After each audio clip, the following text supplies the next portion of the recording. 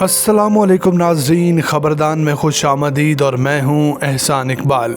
नाजरीन, भारतीय और मगरबी मौर्रखीन अक्सर ये दावा करते हैं कि कायद आज़म ने रती जिन्नाह के साथ नारवा सलूक रवा रखा। वो उनसे बेतवज्जही बरतते और अपनी अना के खोल में बंद रहते थे।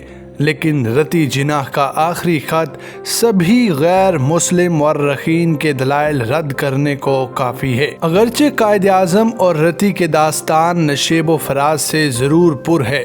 रती जिन्नाह कायद रहमतुल्लाह अलैह की इंतहाई महबूब तरीन बीवी थी। मोहम्मद अली जिन्नाह को उनसे बहुत मोहब्बत थी, जुनून की हद तक। यही हाल रती जिन्नाह का था। जिन्नाह की जुदाई की कसक आखिरी लम्हे तक कांटे की तरह दिल में चुभन बनी रही। ये वो इंतहाई जज्बाती, मोहब्बत अमेज़ और यादगार ख़त है जो कायद आज़म की दूसरी ज़ोजा मरियम रती जिन्नाह ने 5 अक्टूबर 1928 को मार्सेलीज फ्रांस से लिखा था। नाज़रीन, रती जिन्नाह वहाँ सरतान का इलाज कराने गई थीं अपने महबूब शोहर के नाम। ये उनका आखिरी ख़त साबित हुआ। 1916 तक मोहम्मद अली जिन्नाह बम्बई में बहसीयत मुस्नद वकील और सियासतदान मशहूर हो चुके थे। उनके वाकिफ़कारों में अब मुअज़्ज़िज़ शख्सियात शामिल थीं। चुनाचे इसी साल वो पारसी सनतकार सर दिनशा पेटट के अहल खाना के साथ दारे जलंग बगर्ज तफरीह गए। ये सर दिनशा पेटट के वालिद ही हैं जिन्होंने हिंदुस्तान में कॉटन के अव्वलीन कारखाने लगाए। चुनाचे पेटट ख़ानदान बड़ा अमीर कबीर था। इस काफ़िले में सर दिनशा की 16 साला दुख्तर रती पेटट भी शामिल थीं। वो बड़े नफीस ज़ौक़ की मालिक थीं और अदब, तारीख़, रूहानियत वगैरह उनके मरगूब मौजू थे। दूसरी तरफ 40 साला कायद आज़म की शख्सियत भी बड़ी पुरअसर थी। मर्दाना वजाहत उनमें कूट कूट कर भरी हुई थी। नीज़ वो किसी भी मौजू पर निहायत पुरमगज़ और दिलफरेब गुफ्तगू कर सकते थे। यही वजह है कि रती पेटट कायद से बहुत मुतासिर हुई और उनसे मोहब्बत करने लगी। ये प्यार यक तरफा नहीं था। कायद भी रफ्ता रफ्ता रती को दिल से चाहने लगे। नाज़रीन, वक्त के साथ साथ ये मोहब्बत इतनी पायदार और मुस्तहकम हो गई कि जब 2 साल बाद रती बालग हुई तो उन्होंने अपने घर को खैरबाद कहा, इस्लाम कबूल किया और कायद से शादी कर ली। ये 18 अप्रैल 1918 को अंजाम पाई।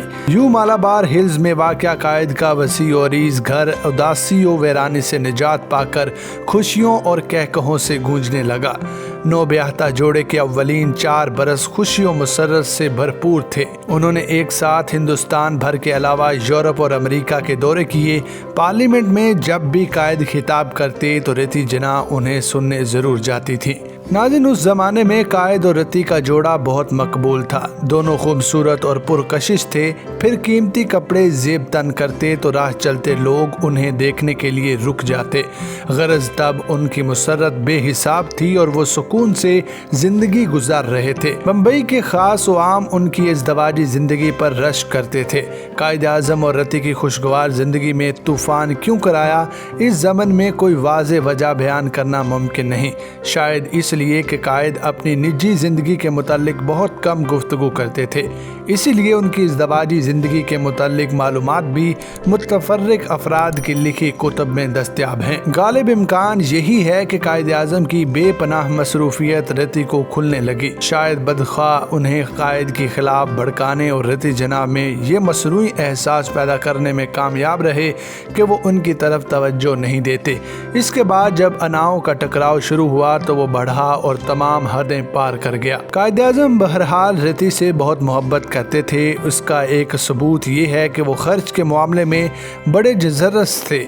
उधर रती खासी फजूल खर्च वाक़या हुई थी।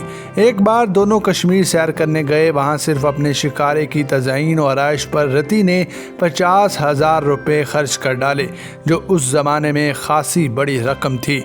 ताहम शोहर ने माथे पर शिकन डाले बगैर रकम अदा कर दी। रती ने कई मौके पर ऐसी शाह खर्चियों का मुजाहरा किया, लेकिन कायद खंदा पेशानी से तमाम बिल अदा करते रहे। इसी दौरान उनकी बेटी दीना पैदा हुई। कायद ओरिएंट क्लब में शतरंज और बिलियर्ड खेला करते थे। उन्होंने क्लब छोड़ा और तफरीह का अपना वक्त दफ्तर में देने लगे। कायद अदालतों से घर आते तो बीवी बच्चों पर भरपूर तवज्जो देते। अफसोस कि ये खुशगवार ख़ानदानी ज़िंदगी चंद बरस ही कायम रही। कायद ने जब सियासी सरगर्मियों को ज़्यादा वक्त दिया तो रिती नाराज़ होने लगी। 1922 में वो दीना को लेकर लंदन चली गईं, ताहम वहाँ भी शोहर की याद उन्हें रह रह कर सताती रही। द्वारका दास कौंजी कायद और रती के दोस्तों में से थे। रती जब भी उन्हें ख़त लिखती तो ये ज़रूर ताकीद करती कि जिन्ना साहब का ख्याल रखिएगा, और एक ख़त में लिखा, जिन्ना से जब भी मिलकर आइए तो बज़रिया ख़त मुझे इतला दीजिए कि वो कैसे हैं। वो सख्त मेहनत के आदी हैं। मैं उधर होती तो उन्हें तंग करती और काम से रोकती थी। मेरी अदम मौजूदगी में तो वो काम कर कर के बेहाल हो जाएंगे। रती जब वापस आए तो कायद ने उन्हें यूरोप और शुमाली अमेरिका का दौरा कराया। जोड़े ने वहाँ खूब सैर व तफरीह की और उम्दा वक्त गुजारा, लेकिन वापसी पर कायद फिर मसरूफ़ हुए तो रती जिन्ना दोबारा नाराज़ हो गईं। बदकिस्मती से इसी दौरान उन्हें सरतान चिमट गया।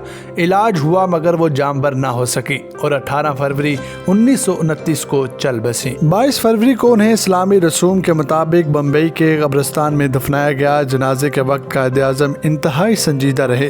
वो बहुत मजबूत आसाब के मालिक थे और बहुत कम अपने दिली जज्बात ज़ाहिर करते, लेकिन जब उनसे कब्र पर मिट्टी डालने को कहा गया तो अंदर का लावा उबल पड़ा और महबूब बीवी के कब्र के सरहाने बैठा मोहम्मद अली जिन्ना ज़ारो कतार रो पड़ा। उस वक्त सभी लोगों ने पहली बार कायद को आंसू बहाते देखा। कम ही लोगों को इल्म है कि कायद ने दूसरी मरतबा भी रती के आखिरी आरामगाह के सामने ही नैयर बहाए। ये अगस्त 1947 की बात है जब कायद ने आखिरी बार मरहुमा बीवी की कब्र का दीदार किया।